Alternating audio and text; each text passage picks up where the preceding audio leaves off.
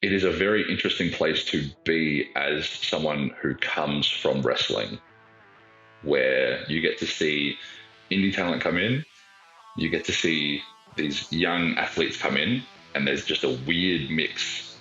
Um, the wrestlers, they want to be there. You know, that's what we've grown up watching, and that's the dream. So we're going to do everything it takes to try and survive and succeed some of these athletes.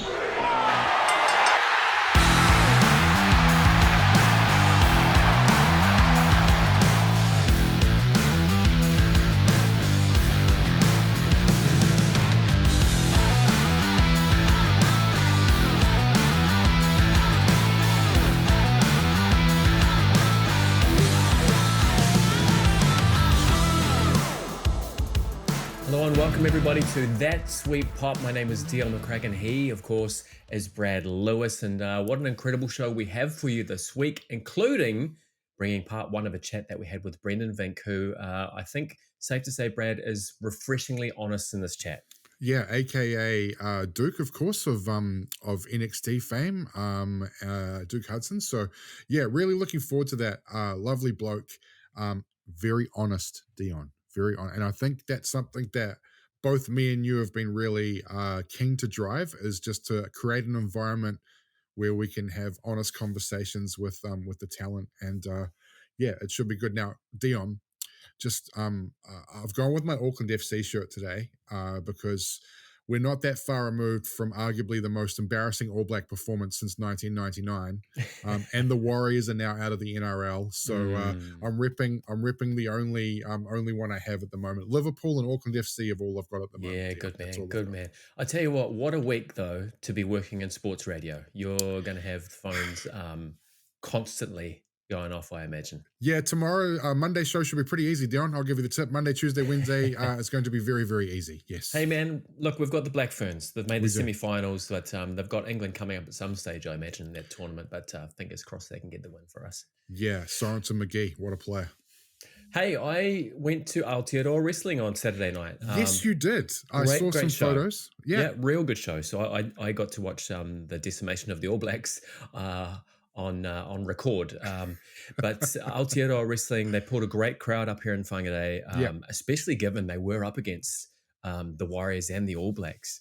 Henare and Aotearoa Wrestling have got a real way of drawing some of the biggest crowds in New Zealand, if not the biggest crowds in New Zealand, certainly in these modern times. Good show, some really good matches. Pat Sisk won the Anzac Championship against Michael Richards. A good buddy of mine, Ringo Ryan, won the Aotearoa Heavyweight Championship. That was a fantastic match against Horace. Match of the night for me, though, was a tag team that I'd never seen before. Jungle Fury and the Ungrateful Ones. Now, I don't know much about these guys. I know a lot about most New Zealand wrestlers. I don't know much about these guys. I believe they come out of the Fale Dojo, and what I really enjoyed about them was an incredible intensity. Well, Jungle Fury bring that anyway. Like, they're intense. Well, you're right, but the thing that I really enjoyed about them is they didn't feel like they weren't playing wrestler. These were wrestlers. These guys were really beating the crap out of their opponents, and I was there for it. Enjoyed it absolutely. Match of the night. Awesome. I definitely want to check out a show myself. Really loved having Henare on the show. Timing didn't work out great for me to get there on Saturday, but there's plenty more great shows coming up around the country, as we'll get to later on. But Aotearoa Wrestling, have to check it out, Dion, for sure. Yeah, do. And any match that's Horace is in, I'm down for, because that lad is outstanding. Absolutely. And the most enjoyable segment, though, Sir Mr. Burns. Of course, he's many people's favorite wrestler. Kia ora. Wahongarei, he called my hometown of Whangarei last night, and cut a promo that all the locals were up in arms about. And who should come out?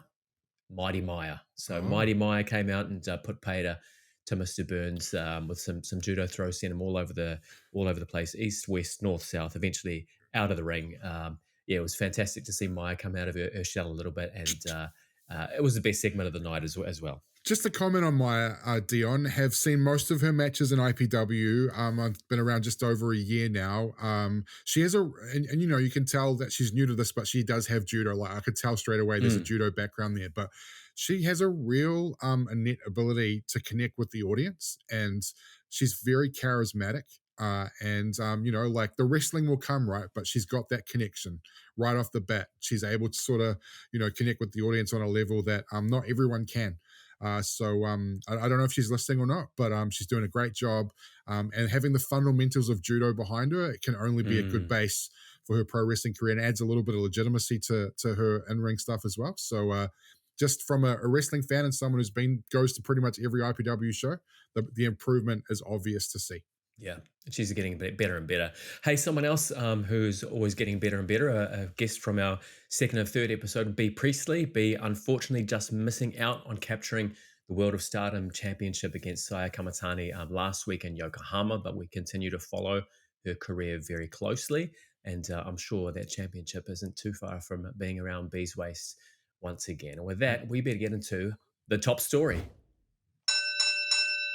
Top story this week, unless you've been living under a rock, WrestleMania is going to Saudi Arabia. That's a phrase that I thought one day I would say, but maybe not this soon. So WWE announced this past weekend that WrestleMania 43 would be coming to Saudi Arabia. No date has been set just yet. Obviously, a bit of an unpopular decision amongst wrestling fans for various reasons. WWE in close partnership with the General Entertainment Authority in Saudi Arabia. And to state the obvious, this is the single biggest piece of news to come out of that partnership. And before we dive into our feelings and where we think that this may be going, I thought it might be helpful to talk about the General Entertainment Authority and give a little bit of background about what Saudi Arabia is actually trying to do with these sporting partnerships. So the General Entertainment Authority, it's the governing body that's leading Saudi Arabia's entertainment revolution. It's chaired by Turk Al-Sheikh, who we would have seen in the announcement over the weekend. And it's part of Saudi Arabia's Vision 2030. And what's Vision 2030? Well, they're not going to make money off oil for the rest of the millennia. So they're trying to set the kingdom up as a global tourism and cultural hub. The flagship of Vision 2030, and certainly of the General Entertainment Authority, is Riyadh season. So we see Riyadh season quite often in sponsorship of WWE programming. And this is a month-long festival of sports, entertainment, and it just so happens that WrestleMania is going to be in Riyadh's Riyadh season in 2027. So we've seen WWE PLEs in Saudi in the past. We've seen UFC fight nights there as well. Live Golf is another big win for Saudis, not part of the General Entertainment Authority, but sits underneath Saudi's Vision 2030 goals. And outside of Canelo and Bud Crawford, which was on Netflix on the weekend, every major boxing event, big fight is in Saudi. Every major boxing fight. How'd you feel when this news broke? Wasn't surprised. The writing was very much on the wall. We know the Rumble's going to be there in January, Dion. I think Saudi government paid $100 million for that to bring the Rumble. That's what's been reported, US. And by all reports, it's $300 million US is what they've paid to bring WrestleMania to Saudi. I was not surprised. As a person who works in the sports media, Dion, I will stand on a hilltop and say that I think every major sporting event at some point is going to be held in Saudi Arabia. I think the Olympic Games will be there. The Football World Cup will be there. Rugby 360, which is about to get off the mark, and by all accounts, a guy like Roger Tuivasa-Sheck is heading to that. Sevu Reece has been linked to it. That's going to be held in Saudi Arabia. Massive backing around that. It's a league that they want to run. You mentioned Live Golf. I am not surprised. And look, sports washing is a thing. I don't want to get political. This is not the place for it. I just wasn't surprised, Dion. It was clear to me. I talked about this just briefly last week. And look, we know that Saudi is a little bit behind the times when it comes to women, and I think WWE's done a really good job in promoting women in sport, UFC as well, in Saudi Arabia. I just think it's going to be really weird watching a Royal Rumble in January where all of the girls are wearing full, like, decked out clothes with, without their usual garb. And I hope by the time we get to WrestleMania, maybe that might not be the case. I know Liv Morgan's talked about how insanely hot it was in her One Piece out for Elimination Chamber. Not surprised, as I said, Dion. I can't see this going any other way. It's just it's something we're gonna have to live with. And mate, I will. I'm pretty confident in saying I think Saudi Arabia will get Mania every 2 years. And I think in between that, it's when it's going to go out to market, and we're going to see more and more events there. Especially why Turk Al Sheikh is in charge. He is a massive sports fan. He's brought money to boxing that we've never ever seen before. He's made fights that would never have been made before, including Canelo Alvarez and Terence Crawford, and the Tyson Fury Deontay Wilder trilogy, to name a few. So, not surprised, and not surprised by the reaction. Now, I pose this to you. We all know counter programming is a thing in pro wrestling these days. And a lot of people have said, well, why doesn't Tony Khan and AEW run a massive US based sort of event around that weekend?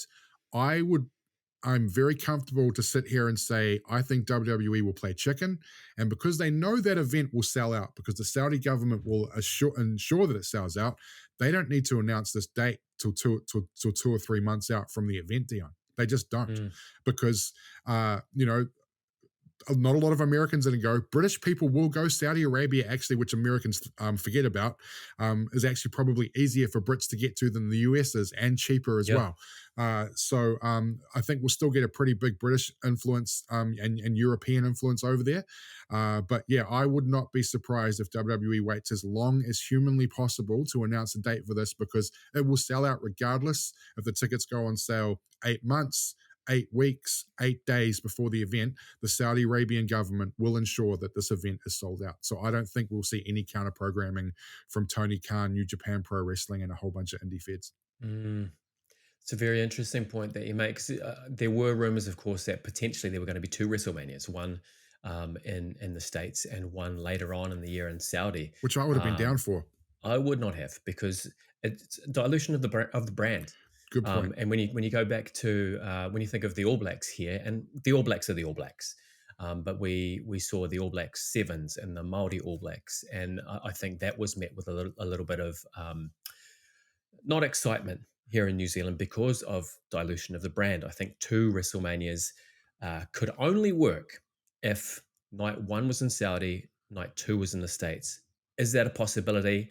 Maybe so. If I was Saudi, I wouldn't be happy with the bang from a buck if a whole heap of American fans just got to stay back and have WrestleMania in Vegas or Chicago or wherever it may be. What is interesting to me, though, is what happens to WrestleMania weekend, because this has become such a festival of professional wrestling. Year on year, gets bigger and bigger. Las Vegas this year was absolutely insane with the amount of events, not just from WWE, but with all of the indie promotions coming to town. You went to TNA. WrestleCon. Yeah. That's it. I never would have gone to TNA if it wasn't for WrestleMania weekend. So counter programming, yeah, maybe yes, maybe no. Will there be a gap in the pay-per-view calendar in April? And look, does Tony need to counter program that weekend? No. But what if a couple of weeks later he runs a stadium show and that becomes the WrestleMania weekend for US fans that weekend? TNA is not going to get involved because of the partnership with WWE, but maybe all the indie promotions do, and the fans flock to AEW. But given the time of day that this card's going to take place, which will be very early morning New Zealand time, sort of 2-3 a.m., middle of the day in the US, we know WWE is in the process of acquiring more and more companies. They've got AAA, they've got TNA, they've got NXT. I would not be at all surprised if WWE runs a huge NXT, AAA, and TNA sort of Worlds Collide event that weekend, where they make that, and maybe we might see the influx of some indie talent as well. And just look and hold that in that time slot in the evening. You can promote Mania. You can show the highlights from the night before. You can preview the matches the night after. That might be something they consider. Look, Paul Levesque's no dummy. Nick Khan is no dummy either. They'll understand that there's now a gap in the market for that prime time slot on Mania weekend of 8 p.m. sort of in the main markets in the US. So I would not be surprised at all if WWE continues to run other events through their other federations. You might even see the UFC run a big event that week as well. If there's any sort of counter programming coming from AEW, which I just don't think will happen. There's absolutely no point Tony Khan doing that when, as you said, just run a big stadium event 2 weeks later or 2 weeks before. The announcement to me was pretty interesting as well. Obviously, it was very staged. There were no fans there because we know what the reception would have been, but it was still amusing to watch Triple H looking out to those in attendance as he was speaking to them. I thought it was also amusing when he used the phrase Nick Khan was the driving force behind this deal. It kind of had that little feeling of Triple H saying, "Hey, well, it wasn't my idea; it was his." Obviously, that's not completely what the case would have been with him saying that. I think you might be right though, Dion. Like this is a TKO venture. We've just seen Mark Shapiro, who is basically Nick Khan's boss, and Triple H's boss within TKO, come out and say, during the week that Vince McMahon priced wrestling tickets towards families and close knit people. Yeah. So whereas now TKO's, and it's been this way in the UFC, is they price it like they think of an event as a Taylor Swift concert. So how much is it going to cost you to take you and your family to Taylor Swift, Dion? You're probably looking at over $1,000, right? So you're probably looking, if you, your wife, and your kids wanted to go, I believe you have to. I apologize if I'm wrong, but you're looking at $1,200, $1,300, $1,400. And so for them, a big pro wrestling event, and if they only go to one market every year, like a Nebraska once a year, Cleveland, Ohio once a year, Madison Square Garden once a year, for them, it's a Taylor Swift concert. It's a Oasis concert. So that is why they can command why they charge an absorbent amount of money for these tickets, where a nosebleed seat, Dion, for WrestlePalooza is 350 New Zealand dollars. Entertainment and going to live events is getting insanely priced, not just in the US, but we're even everywhere seeing it here. That announcement, by the way, it was interesting to see, and obviously very produced to see Bianca Belair speaking about the role of WWE women, female wrestlers, and their role in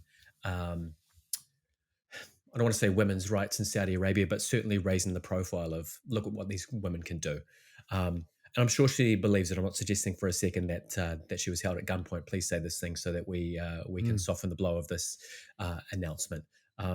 What wasn't a softened blow for me, and what was a little bit jarring, was hearing the Undertaker say "His Excellency." That was the strangest thing of the whole announcement for me. Well, it was Mark Calloway really saying "His Excellency," wasn't it? Yeah. Good to see Taker doesn't dye his goatee though. Like he's rocking the salt and pepper. I want to get your feeling, and look, I saw this in Wrestling Observer newsletter, so anything that comes out of Dave Meltzer and Brian Alvarez, I take with a massive grain of salt, because those two guys spread more fake news than Fox News in the US. But there was a comment around Turk Al-Sheikh and the Saudi government. They want The Undertaker, they want Stone Cold, they want Shawn Michaels. I personally cannot see that happening. I could see Stone Cold and I could see The Rock.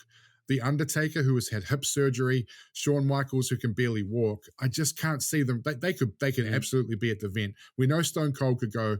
We know that at a pinch, The Rock could go, and that's where you could make a Rock Roman Reigns. But look, I can't see The Undertaker and Shawn Michaels and something. I think even bringing Goldberg out of retirement and all this bollocks. I can't see that happening, Dion. Yeah, look, I can see them wanting it. I can see Saudi asking for it, and I can imagine somewhere in the deepest, darkest recesses of someone's inbox, the agreement that has been penned will no doubt have certain caveats, including these are the talent that we expect to appear, or who will contractually be obliged to appear. Keeping in mind this is 18 months away. Yeah, in 18 months' time, when you're in your mid-50s, hitting 60 is a very long time. But also keep in mind that if you're getting that Saudi money and you've got 18 months to make sure that you're well prepared, that you're in the potentially the best fighting shape of your 50s, get a couple of surgeries under your belt, perhaps. Man, anything's possible in the next 18 months. I'd be very surprised for us to see HBK, Undertaker, certainly not Triple H, John the Tights, but I don't hate The Rock versus Roman or The Rock versus Cody. I can see that. We know the shape that The Rock's in. I have no desire, Dion, in 2027 to see The Undertaker or Shawn Michaels in the ring. And I think it was just, again, a little bit of a media beat up from Wrestling Observer Newsletter, who they have a job to do. I totally get it. But, they never, where's your source for that? Yeah. Like, Oh, look. the Saudi government? Sure it is. Yeah, and the news of what was being asked for came out very quickly from multiple sources. Within minutes. All grain of salt stuff. All grain of salt stuff. There are a couple of points that I want to touch on just before we finish off. One is I think we're going to see the discussion about WrestleMania 43 be very well contained. I don't think we're going to see video packages followed by returning to the live crowd anytime soon. We already saw that on SmackDown. The announcement was held, and then they went straight to an Aleister Black promo. I imagine the boos were ringing out in the arena, so it's going to be very protected for as long as possible. People have a long time to get used to this and get it under their belt. I also found it very interesting that last week I said to my wife, hey, there's a rumor that WrestleMania is going to go to Saudi Arabia in a couple of years. And I said to her, that actually makes me think that maybe I'll go back to Vegas next year. Let's enter negotiations. When the announcement was made for Saudi, all of a sudden, my wife's kind of interested in going to WrestleMania in Saudi Arabia. And this is exactly what the Saudis are hoping will happen, drive some tourism there. So, geez, who knows how this is going to go? Will it feel like WrestleMania? That's what I'm unsure of. And there was one comment that really wraps it up for me. I saw on Facebook someone commenting on Triple H's announcement, and it said, imagine if the Super Bowl went to Saudi. Slap in the face, right? That's how we feel about this. Yeah, but can Americans stand on the top of a tree and say that sort of stuff with some of the violence that we've seen happen in that country in the last couple of weeks, Dion? No, they can't. And like Americans pro wrestling, the American pro wrestling internet community believe that the entire wrestling world revolves around North America and in particular the United States. So I see wrestling pundits come out and go, they're taking WrestleMania away from us, blah, blah, blah. Oh, the indies are going to suffer. We no longer have WrestleMania weekend. But WrestleMania does not revolve around the US. The whole point of WrestleMania is to bring people in, including yourself, Dion. You've been to 4 or 5. I've been to 2. I know Mitch Fowles has been to one. Like, New Zealanders every year travel to WrestleMania. And honestly, living down this far in the world, both here and in Australia and in the United Kingdom and in Europe, the cost is probably cheaper to go to Saudi Arabia than it is to the United States. Given, and look, Saudi Arabia is the sort of country, and I'm quite good friends with Joseph Parker, and he's obviously fought there, and he's told me they treat you like kings over there. You have to come over and watch me fight. And he said it's actually not that expensive. And look, I am not a fan of sport washing, not a fan of what they've done, but I am a fan of pro wrestling. I am a fan of boxing. I am a fan of football. I am a fan of the Olympics. So if an event is staged in that country and I can go there through work or I go there for personal preference, then that's on me. I'm allowed to do that. And so I get a bit of vomit in my mouth when I hear Americans stand up and holier than thou and talk about, like, oh, what if they took the Super Bowl there? Well, mate, that could bloody well happen. In fact, if Saudi Arabia goes to Roger Goodell, the commissioner of the NFL, and says, we want the Super Bowl to be held here in 2027 as part of Riyadh season, we will give you $300 million. Roger Goodell is taking that money and he's giving it to the owners and he's saying, guys, we're going to Saudi for Super Bowl. It will happen. I stand here right now and tell Americans the Super Bowl will take place in Saudi Arabia. It's going to happen. It's crazy, isn't it? And I guess, again, the point of that comment that I read is this: Super Bowl is a cultural phenomenon. Yes. You can send regular season games to Saudi. WrestleMania is a cultural phenomenon, and an American one. You can send Royal Rumble. Excuse me. You can send an Elimination Chamber. Hell, have a SummerSlam. But WrestleMania feels like a bridge too far. And even, to be fair, to fans outside of the United States. But and either way, people feel some kind of way about this WrestleMania, and it's going to be fascinating to see how everything goes down. And don't get me wrong, I feel a bit gross about this whole thing, Dion. Like I as I said, I saw it coming. Not a fan of sport washing, but it's reality of the world we live in. WWE TKO would be absolutely stupid to turn down the money that the Saudi government, their sports administration, offered to pay to get Mania there. That'd be stupid. Yeah, there certainly would be. All right, well, it must be time for us to hear from our interview guest. You know him as Duke Hudson from NXT. We know him as Brendan Vink, and we have a chat with him just after the break.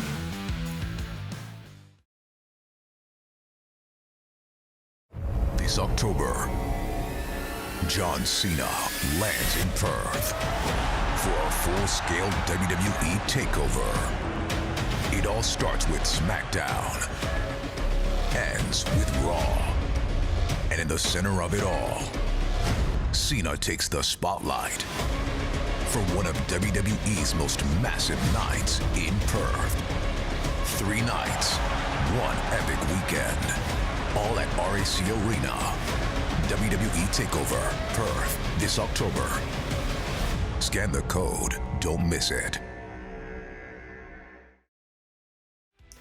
NXT fans know him as former member of Chase U and NXT Tag Team Champion Duke Hudson. Here in Australasia, we first knew him as MCW Heavyweight Champion Elliot Sexton. And if you follow him on social media, you may just know him as 6'5". Joining us today from sunny Florida, Brendan Vink. Brendan, welcome to the show, man. You've made me realize that I have far too many names. How's sunny Florida? What is it? What are we in, October? September? It's September is sunny in the morning and then miserable and raining all afternoon. So if I sleep in, I miss the sun and then I can't get my steps in. So right now, I'm very happy to be doing this because it is miserable outside. Man. Hey, before we kick into it, Brad, this is for you. I've just got to point out, Yes. even in 2025, with the technology that we have, I can't believe that camera tech is so good that we can fit the shoulders of this man in one shot. The girth of the shoulders. Yeah. It's unbelievable. Old mate's been putting in some gym time, methinks. You boys can talk the entire time about my shoulders. I'll be very happy. Hey, the last time I saw you was weirdly outside of CVS on the Las Vegas Strip. It's not a sentence I get to say too often to people. And before that was after an NXT taping outside Full Sail University. And that got me thinking, you've been in the States for a real long time now. Can you take us through your WWE tryout, how that came to be, and how you found yourself at the Performance Center? I think the worst part of you saying that, before I get to the question, is how quickly time went between seeing you at Full Sail, because that was 2019, right? And then 2025, that's ridiculous. That's absolutely ridiculous how fast time went. Yep. My tryout was something. I had a love-hate relationship with Canyon, who was like the hiring and firing at the time.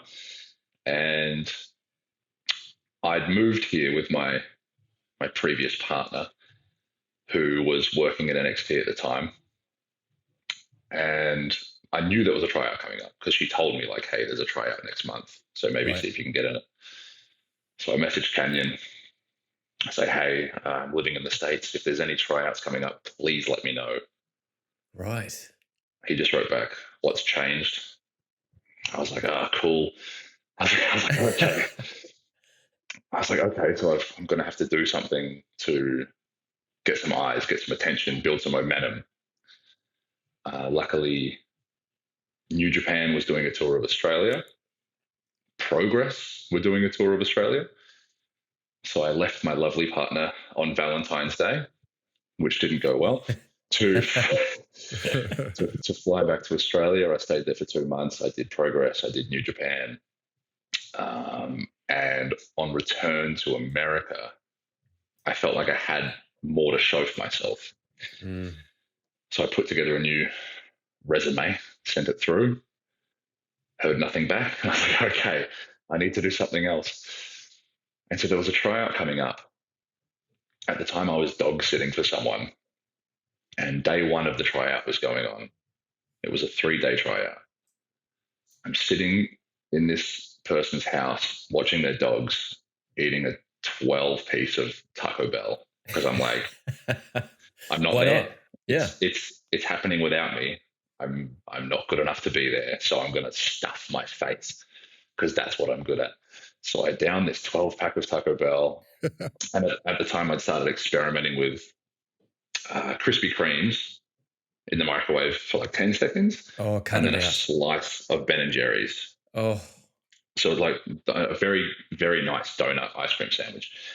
I take one bite of this sandwich and I get an email from Canyon. And he goes, sorry, I missed your last email. Can you be there 8 a.m. tomorrow? oh, wow. And I was just this massive belly. I'm like, crap. Okay. So did you finish the donut? Ice cream set. No, I couldn't. I couldn't look at it. It's fair. So I went to day 2. It was horrendous. You know, it was just, it was what I grew up expecting pro wrestling to be. Training under Harley Jackson in Adelaide. It was very like dojo style. And they utilize that because they want to see who's strong enough. They want to see who's willing to keep going, you know, who's going to quit. And I remember Lacey Evans was one of the trainers at the tryout. And I was like, I knew she was like drill sergeant-esque. I was like, I don't care what she says. Like, I'm just going to laugh it off and keep going. But it was very hard. I remember seeing white at one point. Just everything was white. I'm like, just keep going, just keep going. And at one point, we were going from ring to ring to ring, doing cardio drills. I step out of the ring and Sarah Amato, who's right head coach, you know, second head coach, she looks at me and she goes, hey, you're Charlie's partner. And I go, I was. We broke up. And she just goes, oh. And like walks off. I go, I'm done. I go, I don't have a, I'm screwed. Meanwhile, everyone else is looking at me going, who the hell is this guy? Where was he yesterday? Why didn't he have to suffer with us yesterday? Right. Like I rocked up day 2, smashed it. Day 3 was matches, promos. I remember having a match with someone and it wasn't good. I knew it wasn't good. And so I went up to Canyon. I was just like, hey, that was trash. Can you please give me a mic? Like, I'll redeem myself. Nice. So they had someone come out and just interview me on the spot and ask some questions. And I was always ready to have a microphone in my face. And yeah, I think that kind of helped me get through the door, as well as they had a lot of the NXT crew there, like the talent watching. And considering there was probably 5 or 6 Australians in the building at the time, I think I got a few referrals. You know, I think they all helped put me in Canyon's good books and like, we'll give them a go. So meanwhile, it didn't feel like it was a breeze, but at the time, you know, I think they were doing shows. They'd just done a big show in Australia in 2018. They were bringing more Australians over. I think so. It was right place, right time. And I preach that to a lot of people. You know, you need to be good enough, and you've got to be in the right spot at the right time to capitalize. Can you remember any of the other people that were in the tryout? Like any names that we'd remember that were doing that tryout with you? There were more than I'll definitely forget some names, but Daddy Magic and Jeff, Angelo Parker, like they're in AWS, or they're a tag team. They were ever right. In NXT 2.0, yeah. Daddy Magic's a laugh. Rob Stone, Chelsea Green, and I know there were a lot more, but I cannot remember them. But during COVID, when we was kind of stuck in home, I was like, I need content. And I did like a dark side of the smug for my social media. And I interviewed a bunch of those people just to kind of talk me up, but talk crap on me using real life situations like the tryout, but just their opinion of it and what a scumbag I was for not suffering along with them and then still getting the same opportunity as them. Missing a day. Yeah. As a facility, how would you describe the performance in it? Because to me, it seems like, I know that it would have been hell going through what you guys went through, but everything you needed a pro wrestler seems to be there in terms of how you develop. Like, is it the best development place for pro wrestling that you've seen? I can get myself in trouble with some of these questions. I need to be politically correct, but honest. I get it. Yes and no. It does have everything you need, and they tell you that. They say if you're in this place and you've got the medical facility, you've got the strength and conditioning coaches, you've got all these world-class coaches, you've got everything you need under one roof to be able to succeed. And it's very true. And you still have to want it, and it still has to be something that you want to work towards. I think it is a very interesting place to be as someone who comes from wrestling, where you get to see indie talent come in, you get to see these young athletes come in, and there's just a weird mix. Right. The wrestlers, they want to be there. You know, that's what we've grown up watching, and that's the dream. So we're going to do everything it takes to try and survive and succeed. Some of these athletes. And look, I don't know all their stories. A lot of them probably did watch pro wrestling as a kid, and they're like, that would be cool to do. Like, this would actually be a fun career. And some of them have never watched wrestling in their life. What an interesting dynamic. Because you're right. I mean, some the trainers that you would have worked under would have been wrestling fans as kids. And the majority of those we see in the ring and on TV now, again, were wrestling fans as kids. So what a weird dynamic. Understandable that they're bringing them through. How did that change the dynamic of competition within the roster at NXT? I was there at a very interesting time, because I was there in 2019, 2020, which was like black and gold. Hunter is trying to build this third brand of indie talent and trying to make a whole bunch of new names and a third brand, different from Raw and SmackDown. And so at the time, it was a lot of pro wrestlers. They still had the athletes that they'd always had coming through the doors. And then 2.0 hit, and 2.0 was a completely different story. And the interesting thing I find since then, the PC has changed. Before, they had a lot of indie talent coming in. They had a lot of athletes coming in, because you could either be a Vince or a Hunter guy. Right. And so it's like, okay, and you don't really get a say, but it was like, all right, you're going to be one or the other. Now, it's really just Hunter guys. So the PC has to change to accommodate for that. You don't have a lot of 300-pound jacked guys or 7'5" people that are just kind of there and maybe not doing well, but doing well enough. They're like, we'll keep you here in case Vince wants you. Now it's really just like there's one type of talent coming through that it's young, it's athletic as hell, and they are. And they have to fit into a much more of a tighter cookie cutter, you know. There's one kind of specific way to do pro wrestling at this point in time. Young, athletic, jacked. And then if you pick it up, you're off to the races. But again, you have to want to. You have to put in that effort. The PC does provide you all the tools, and you have to put in the work.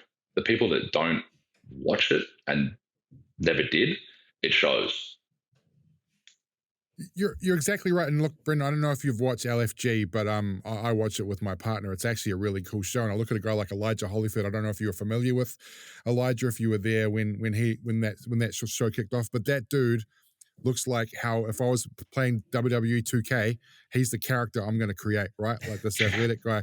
But I wonder, do you think there's still a space for someone like yourself that like the future of WWE? Is it only going to be athletes, or do you think they'll still trickle through people that have been grinding away for years, talented wrestlers like better technically than these athletes? Is there still a space for those guys, or is WWE just going to go down the route of athlete? Because it's the Bianca Belair model, right? Yes, it is. That approach does have success, but I think like the proof is in the pudding. There's, I think they were always looking to have so many of these kind of kids come through the door because all you need is one Roman, all you need is one Bianca. But you often need a lot of the indie talent and the workers to come through and help them, to get them ready, because there are some people going to the main roster now who are already stars. They are already They are already stars. They are already doing so much better than I will ever do. They are already so much richer than I will ever be. And God bless them. Good job. Like, they did it, and I'm happy for them. And they still have so far to go. And they're just being protected well enough that you don't see enough of their green spots, which is what you have to do, right? They did that with Angle back in the day. You know, he was fresh, but you put him in there with Taker, Kane, Rock, Hunter, like, of course, like, it's sink or swim, and he swam. So it's the same now. I do think if I look at people like Priest, LA Knight, you know, they're in their 40s. They've only been there for a few years. The older talent who come from wrestling, there should always be a spot for them. If someone's got enough momentum, enough popularity, there's always going to be a spot for that person for them to at least give them a go. But with the PC changing the way it has, you can see what they're going for.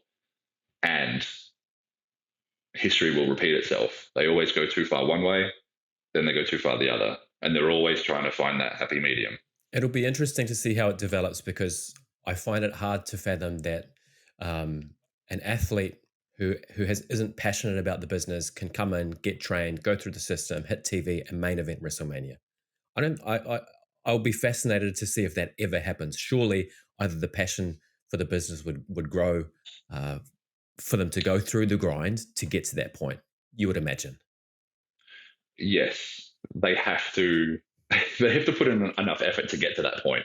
And you'll be surprised at how far they can get without it. Because at the end of the day, they pick people, right? If you're good enough, you know, the cream rises to the top regardless, you would say. But for a lot of people, you can get pretty far being pretty average. As long as you keep the right people happy and you do your job and yada, yada, you can have a career, a really good career. And at some point, they're going to go, all right, we've given you more than enough opportunities to get over, or it's time. Yeah, right. And my frustration has always been, I've never been like the fully serious character. I like to have a laugh and arrogant, right? Cena once said to me that I'm like a tall Miz. I just don't need the backup. And I was like, hell yeah. Like, what a great compliment. That's an incredible compliment. Yeah. He's a heat magnet. Yeah. And I've always wanted to be the same. You know, if I'm smiling, someone's angry. But if someone else is smiling, I'm probably pissed off. Like, it's got to be one or the other with my character. Right. And there's not a lot of room for that. They allow it if it's their idea, but more often than not, they want you to be like the big, tough, serious guy. And to me, I go, there's room for everyone. Of course. But it depends what the boss wants. Whatever the boss wants, you do it. And I think you can see that with what works on the main roster, even what's coming through NXT now. It's very one style because they're trying to give Hunter what he wants. Right. But to me, there's room for everyone. There was a guy called Ikemen Jiro, who came through NXT, and he would wear like these big, colorful jackets. They didn't want him to wear it, but it's like, you hired him, and that's what that's his gimmick, that's his thing. Let him, like, let it work. Like, otherwise you're saying that there's no room for the Scotty 2 Hotties of the world, who we all remember 25 years later for having the worm. You know what I mean? Like, yeah. And to me, with Chase U, like, Chase did a very good job of that. He's got the Chase U Stomps, teachable moment. He did pro wrestling the right way. But if it's not what they want, there's a ceiling. This is B. Priestley, the Top Gaijin, and you are listening to That Sweet Pop. Well, welcome back, ladies and gentlemen, and that is part one of our interview with Brendan Vink, done and dusted. Really interesting to see what his thoughts were on the NIL program and those athletes coming into the Performance Center, Brad. Yeah, intriguing to say the least, Dion. And, like, definitely there is still a avenue for indie-based wrestlers like Brendan was, like Bronson Reed, like Grayson Waller, and then you look at the Americans that have come through, Austin Theory and the like. But you see these athletes and the Tiffany Strattons of the world, the Bianca Belairs of the world, the Oberfemis of the world, the Bron Breakers of the world that have no. I mean, Bron Breaker has lineage, but he went straight to NXT from college football. So they're obviously extremely talented. But as Brennan said, all you need out of every 50 is one Bianca Belair and one Roman Reigns, one Bronson Reed, Ron Bron Breaker out of every class of 50, one Tiffany Stratton, and you've made your next WrestleMania main eventer.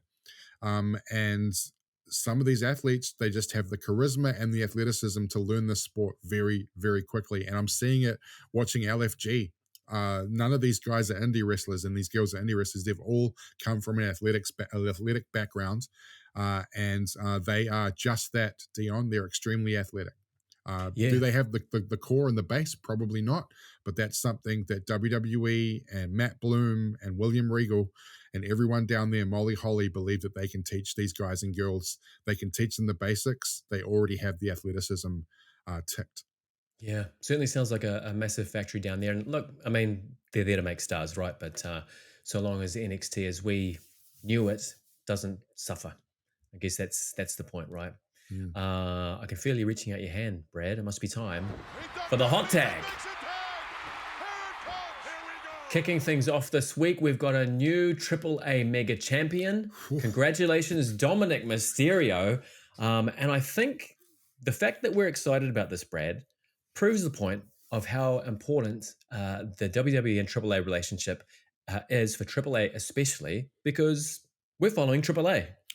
Yeah, and my question out there to people who did doubt that relationship is, tell me honestly, how many of you knew, if you're sort of an in-and-out wrestling fan, what the Triple H Mega Championship was?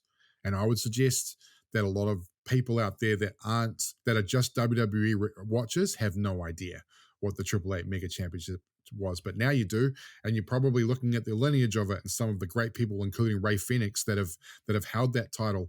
And I'd imagine that at some point in the next year, we're going to get a pretty big match happen in AAA between Dom and Rey.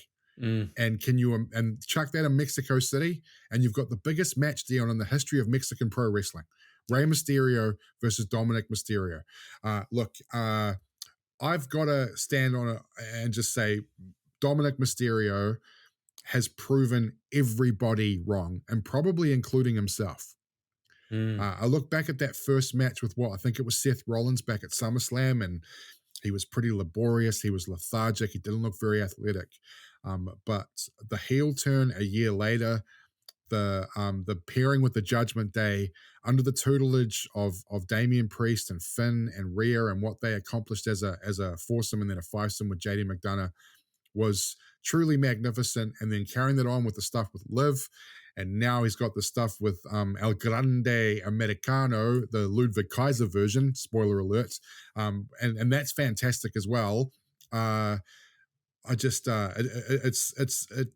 befuddles me that he's got this far. And Vikingo is one of the best in-ring workers on the planet, and Dom hung with him for 25 minutes. It's a great match. Yeah, solid great show finish, too. And a couple of false finishes, which I thought were excellent. The show was very, very solid. I'm really happy for Dirty Dom, Dion. I don't know what your thoughts on it, but I think we are looking at a future Hall of Famer develop in front of our eyes. Yeah, totally. I mean, he's so charismatic as well, and I love the throwback to Eddie Guerrero that with that hairstyle of his, right? But I think we're going to see the continued up and up of Dominic Mysterio. This is going to be a stepping stone, and like you said, in what's going to be a Hall of Fame career. I think he's connected with audiences incredibly well. It's all good and well to have your in-ring skills develop, but to be able to engage with people and have them invest in you with what happens behind the scenes. And we all know Judgment Day get a lot of behind the scenes TV time or out of the ring TV time, I should call it. And I think that is the stuff that's really made him a star, along with that period of time that we went through where he could not say a word in an arena without the roof being blown off with boos. And speaking of Judgment Day, yep, they're getting a lot of TV time. It also feels that they are low-key the most successful faction in professional wrestling at the moment. They've got a lot of gold. Yeah, and a real slow burn on whatever is happening between Finn Balor and Dom, and how Roxanne, Perez, Raquel, and then I dare say Liv Morgan, who for me is the biggest shining shining light in women's wrestling. I think Liv Morgan is outstanding in all facets, and when she comes back, the pop is going to be AJ Lee levels of pop when she does return in the coming months. So there's still stuff to be sown there, and El Grande Americano, the Ludwig Kaiser version, plays into that as well with his relationship with Dom, and it's probably the Dom stuff, the Judgment Day stuff, probably the best, most consistent story that we've been seeing on our screens for the last year and a half, 2 years. Like, obviously behind the scenes creative love what those guys do from a promo standpoint. JD McDonough, probably the most underrated pro wrestler on the roster, never has a bad match. Roxanne Perez is a future superstar, so they've got lots of talent there. And you're right, Dom steals every scene he's in. And who used to do that, Dion? Eddie Guerrero used to do that as well. I think Dom is almost the reincarnation of his TV dad, more so than his actual dad. Yeah, great point there. And this can only be good for AAA as well. I'm glad that if a WWE guy was going to get the Mega Championship around his waist, Dom Mysterio is the obvious choice. I mean, yes, there are a number of other WWE luchadors that could certainly wear that strap, but Dom will elevate AAA to incredible heights. I'm glad that they didn't go with someone like, say, The Miz. I love The Miz. Yeah. But I could have seen them going with someone like The Miz, or I would have feared them going with someone like The Miz, which would have been akin to, I don't know, maybe Bobby Lashley winning the ECW championship. Maybe. Yeah, I don't think The Miz is ever going to hold the AAA title.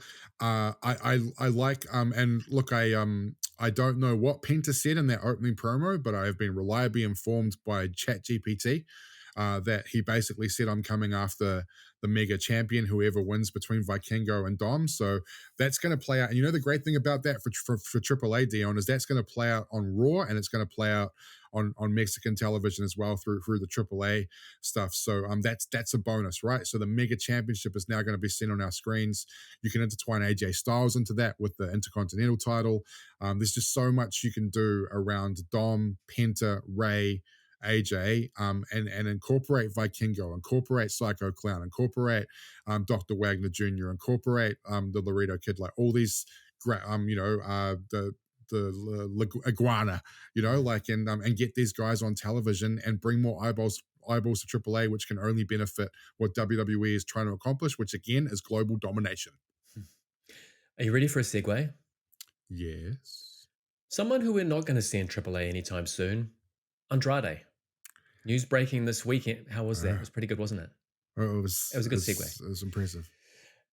News breaking on the weekend that Andrade and WWE have parted ways. Brad, what can you tell us? Didn't have it on my bingo card. Did not have that on my bingo card. Given the AAA relationship, felt like Andrade at any point could just be pushed over to AAA and become the number one guy. Look, I've done a little bit of research into this in the last sort of 24 hours, and there's not a lot out there. There is a rumor and a discussion. John Alba posted on his social media. Fightful's also reported it, that it was not a mutual decision, but they haven't reported whose decision it was. I just wonder if Andrade just wasn't happy with his spot on the card. He had that stuff with Phoenix where he was featured in tag team wrestling. He's never had a bad match on SmackDown in the last year. He came over to WWE at a really strange time in his life where he'd just split up with his wife at the time, who was, of course, Charlotte Flair, after spending time in AEW, which was not without controversy with some backstage stuff. So I don't know where he goes from here. He'd be a hell of a pickup for TNA. And I know there's this weird relationship, WWE and TNA at the moment, but if I'm Total Nonstop Action Wrestling, I'm making him my number one target. The reports out that AEW said there are no bridges burned, so he'd be welcome back at AEW if that's where he wanted to be. I see Roosh, who was his former partner in LFI and AEW, posted a little GIF today around with a wink saying basically would welcome you back, my bro. So watch the space on that. There'll be more to come out, I'd imagine, in the coming days about where this come from. But as I said, to update everyone from what I've read and the rumors out there is that it wasn't mutual. One side wanted out one side didn't. So we'll see where the news falls in that space. I think it's a big loss. He's a fantastic in-ring performer, and I think he's a real lost and missed opportunity for WWE in both of his stints within that organization. Yeah, I quite enjoyed this run of Andrade's. I think more so than his first WWE run. I liked his work in NXT before he moved to the main roster. There was a period in time, and ironically, I can't remember who he was competing against over and over and over and over and over and over again for a while there, 6 months ago or Carmelo. so. There we go, Carmelo. That's exactly what it was. Great working together, but oh my God. They had a best of 7, and it was 7 phenomenal Was it only matches. 7 or was it 17? Maybe. I feel like WWE's just missed the trick. Not everyone has to cut an amazing promo. Like, it's really important. We saw that on SmackDown with Sami Zayn and Phoenix, which, guys, if you have not seen that match, go and watch it. It's 5 stars. It was phenomenal. And Phoenix is unbelievable. What a talent that guy is. But yeah, like I look, maybe it's Andrade that want to leave. Maybe something's happened behind the scenes that we don't know about yet, Dion. We'll see where all the cards fly with this, and maybe we'll be able to sort of have a more of an updated sort of conversation around this next week. But I'm a big fan of his. So for me, I'm kind of gutted. Yeah. And look, if it's nothing terribly controversial, then AEW obviously have an association with CMLL, which could work in quite nicely for the likes of Andrade. So watch this space. Someone who didn't work out in WWE, Gabe Steveson, opened his MMA career with a stoppage win. I missed this. What can you tell us? So Saturday afternoon, New Zealand time, had his first MMA fight in LFA, which is sort of not aligned with the UFC, but certainly has similar has ties, like an Evolve used to have ties with WWE before they bought it. So a big win for Gabe Steveson. MMA is crying out, Dion, for good, talented heavyweights. And look, if you're a dominant wrestler in MMA, the rest will come, right? So we know Gabe Steveson, probably the best wrestler, American freestyle wrestler on the planet, given his Olympic pedigree, certainly in that weight class. So I definitely think he's one to keep an eye on. I'll keep people updated with it. Didn't work out for him in WWE. By all accounts, terrible promo. Felt like a lot of stuff should have been gifted to him. Didn't put in the hard work. And I just don't think pro wrestling was for him. But I think MMA might be, because he looked very, very good, very dominant in his win in LFA on the week. Very, very interesting. Maybe a minor callback to the interview that we had earlier in the show. WrestlePalooza's coming up. One of the matches that we are all looking forward to. Io Sky versus Stephanie Vaquer for the Women's World Championship. Now, Brad, I've been looking high. I've been looking low. I've looked under my desk. I've looked everywhere. I cannot for the life of me find Stephanie Vaquer on Raw. What is happening here? We've got these two incredible talents who likely are going to steal the show at WrestlePalooza. Both are English as second language individuals. That's probably a big reason as to why we're not seeing much of a build here. And last week, you talked about Brock Lesnar and wanting story. I find myself with Io and Stephanie wanting story. Yeah. Yes, it's a vacated championship. Yes, they were thrown together to fill that spot. But man, I want to see a bit of intensity between these two. I want to see it get a little bit personal. That's where we really get the buy-in for these matches. Where is Stephanie? Why are they having to protect them? So clearly WWE was snake bitten by Naomi's injury, and I'd imagine Naomi would have carried that feud, right? Like they would have had a lot of cool stuff planned, I think, around her cutting promos on Stephanie and all that. And they already did. They were starting to tell that story beforehand. I'm like you. I'm like, where has Stephanie Vaquer been? Even if you just put her in the ring every week for 10 minutes and just have her beat someone, because she's really good at that.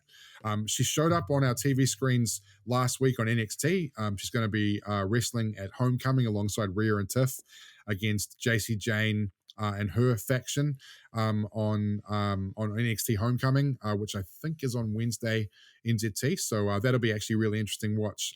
Tyler Breeze is back too for that. But yeah, it's been a missed opportunity because she's so fantastic. She was at the press conference of WrestleMania, looked like she did not want to be there. Haven't seen anything around any sort of friction there, but you're right. And Io's involved in this Asuka storyline with Kairi Sane, and Rhea Ripley's involved in that. So Stephanie's just a forgotten part of that.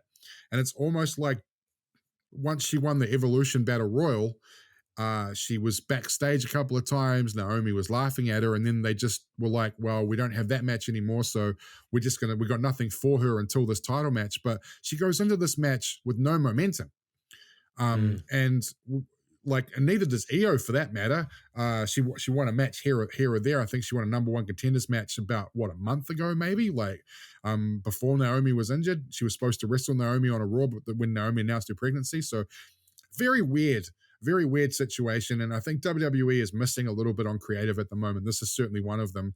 And it beggars belief. I don't know what your thoughts on it. Like where do you think it's gone wrong? Well, look, around this match specifically, it reminds me of what we spoke about last week with Julia. Yeah. And Julia being aligned with Kiana James. Now, I would like to see Stephanie Vaquer win the Women's World Championship. She can certainly carry it from a performance standpoint, but if she does she then need to rely on the antagonist to talk people into the building for these matches? Yeah. I don't think Stephanie really needs to talk us into the building because we're going to love what she does in the ring regardless. But again, you can't be stuck in the situation with a couple of people who can't use the mic to engage us enough to want to watch these matches. I guess there's only so long that we can do that. Yeah. Before things start getting a little bit stale. Who do you think's going to win this match, by the way? I think Io's winning because there's only story involved around Io is this Asuka stuff. So it just makes no sense to me that you'd crown Stephanie, who clearly they really like, right?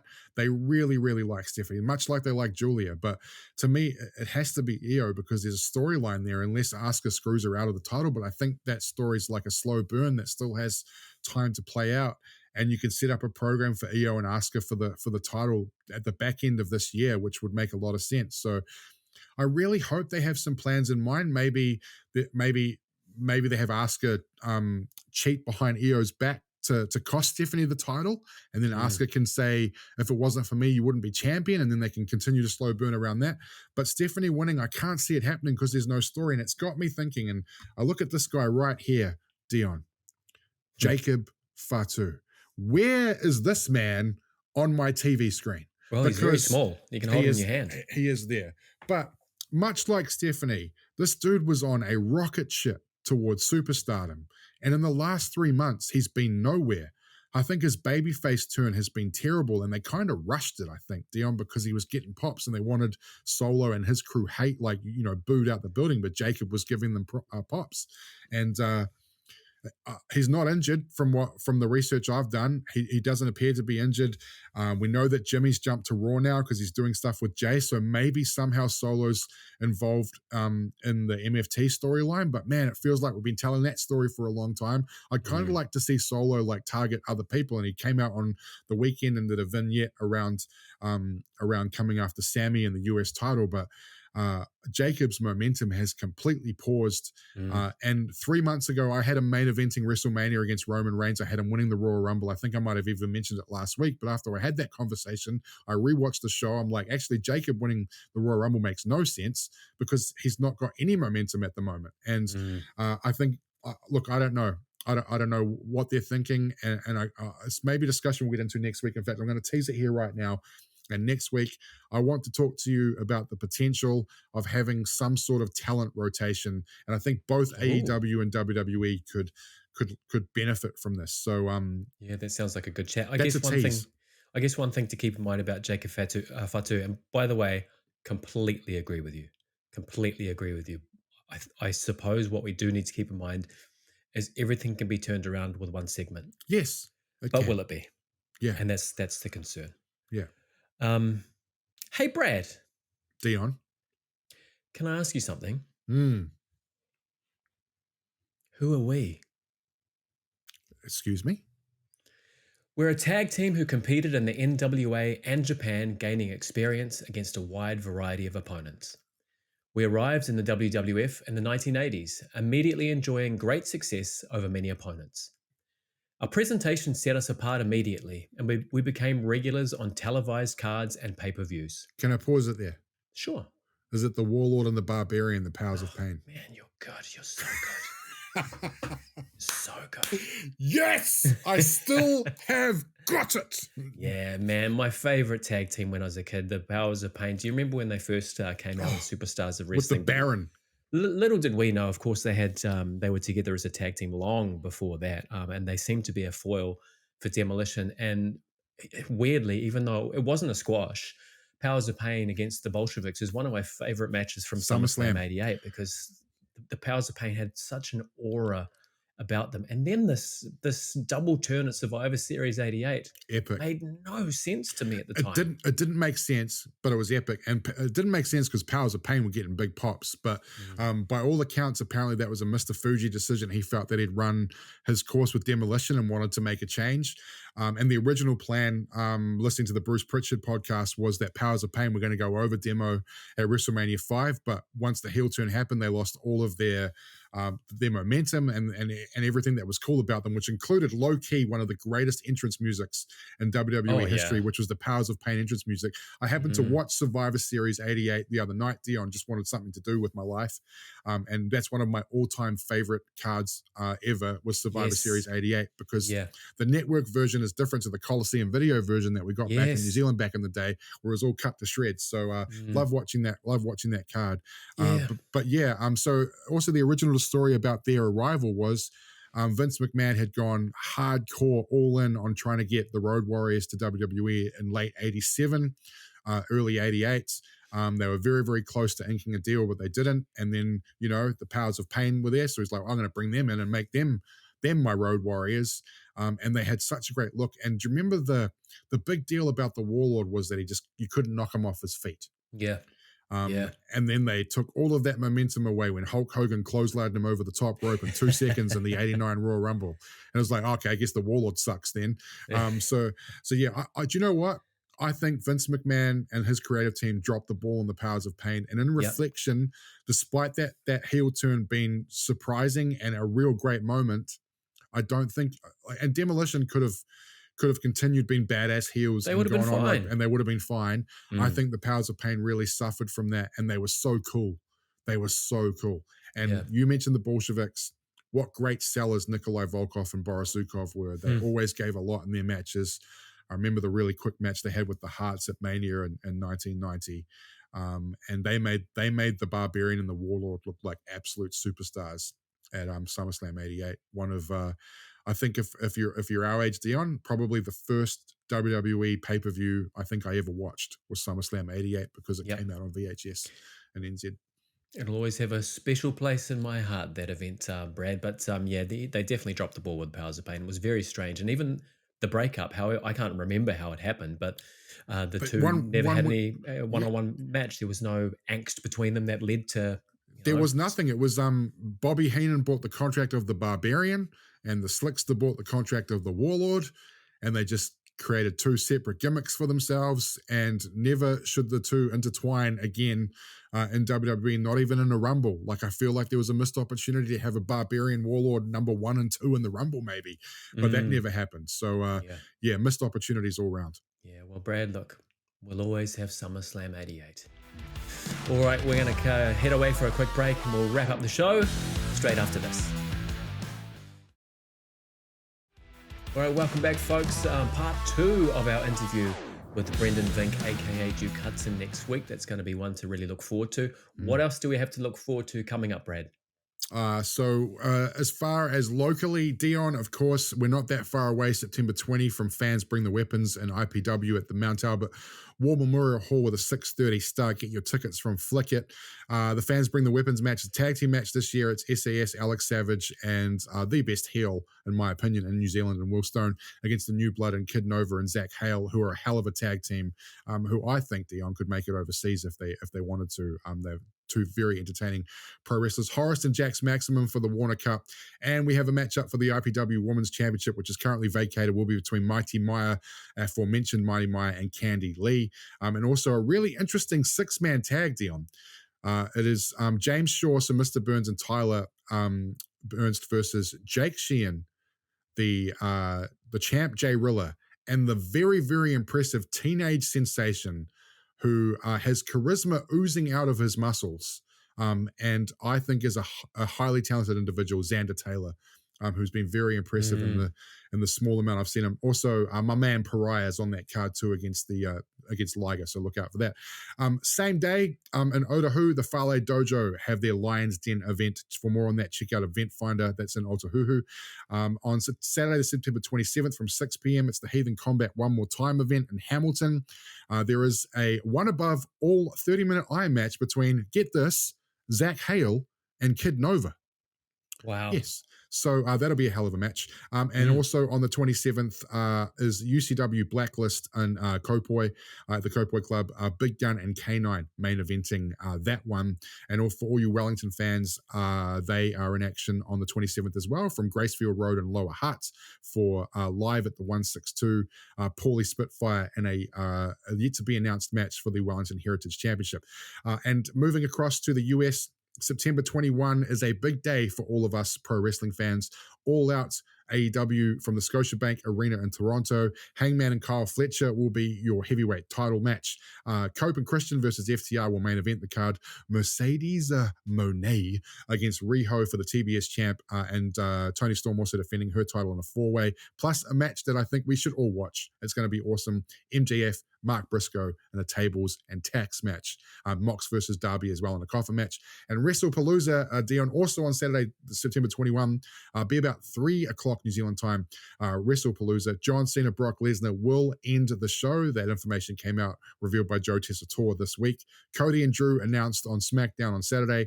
Punk and AJ versus Seth and Becky. That's my prediction to open the card. The Usos versus the Bron.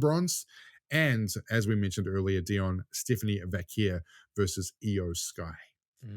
What a huge day of wrestling. Again, that's Sunday, September 21 in New Zealand if you're watching from the States. Saturday, September 20 over there. The world spins, the sun and the time. And we see it before you guys, sort of. Or is it after? Not too sure. Yeah. We talk with this Netflix and ESPN deal, who knows? Yes. Massive day of wrestling coming up. Fans bring the weapons, by the way. I'm going to be going. The family's going to be going. Brad, I assume you're going to be there. Yep. Wife bought a couple of weapons to be on the weekend. We got some flippers, which we might add some thumbtacks to. That could be kind of fun. And my daughter will make up, as she does every year, her little Barbie doll cane weapon where she has her Barbies that she no longer uses. Horace loved it. He thought it was a great weapon. So she'll probably nice. I might take a baguette as well. Nothing like seeing someone get hit in the head with a baguette. Wouldn't be the first baguette to be used, and fans bring the weapons. You've been to a lot. What's your favorite weapon that you've seen at Fans Bring the Weapons? Oh man, I could tell you a whole heap of stories about Fans Bring the Weapons. I've been involved in a few of them. I can certainly remember baguettes. I can remember tennis rackets, cucumbers, a shopping trolley. I will tell you a story about the shopping trolley one of these days and why I firmly believe I'm actually the current reigning and defending New Zealand heavyweight champion. It is a long story. We'll go into it another time, but it does involve Fans Bring the Weapons and a shopping trolley. But I might take some Lego as well. I want to see a choke slam on some Lego. Yeah, you're a sick man. Absolutely sick man.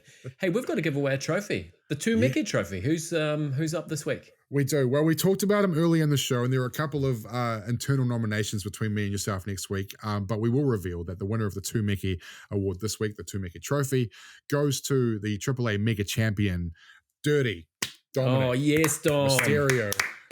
That's now 3 championships he's holding. He's got the Intercontinental Championship, the AAA Mega Championship, and I mean, can you beat the Tu Meke Trophy? No, you cannot. That is an esteemed award. And Dom, we know you're listening. Congratulations, my friend. You are definitely one of our favorite wrestlers at the moment here on That Sweet Pop, and you deserve all the credit in the world. And there's more to come with that boy. That is a future WrestleMania main eventer, ladies and gentlemen, and he will be your heavyweight champion, I think, in the not too distant future, within the next 24 months. Yeah, looking forward to it. Well, that's all we've got time for this week on That Sweet Pop. If you want to find out a little bit more about us and our shows, head to our website, www.thatsweetpop.com.